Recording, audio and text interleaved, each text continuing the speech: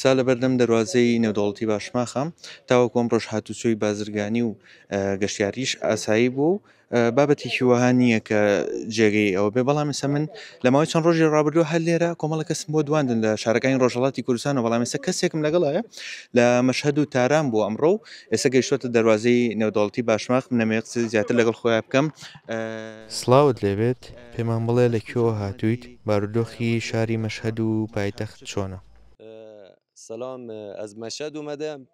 سڵاو لە مەشهدەوە هاتووم و فڕۆکەخانەکەی مەشهد بە موشک پێکراوە و بەیانی کە هاتمە تاران لە ناوچەی پاکدەشت درابوو هەروەها نزیکی ئازادی درابوو بەڵام دۆخەکە بەو شێوەیە نەبوو کە زۆر خراپ بێ بەڵکو ئاسایی بوو. دانیشتوانی تاران شارەکە جێدەیەڵن؟ تێران چرا الان خەلوەتەیە شده. بۆچی نا تاران بەشێکی چۆڵ کراوە و دووسێ ڕۆژە دانیشتوانی تاران بەرە و باکوور و پارێزگەکانی کوردستانی شارەکە چۆڵ دەکەن چون خەڵوەت بوو بەڵام ئەمنیەتی باش بوو تەنانەت خەڵوەت بوو زۆر خەڵوەت بوو ترافیکیشی نەبوو. خۆت موشەکت بینی لە تاران؟ بەڵێ ئەو موشەکانی کەوتبوونە خوارەوە بینیم لە قەراق شەقامەکان و ڕێگا سەرچەکان کەوتو بوون. پالشگاه رو مثلا زده بودن دیدن تو جاده.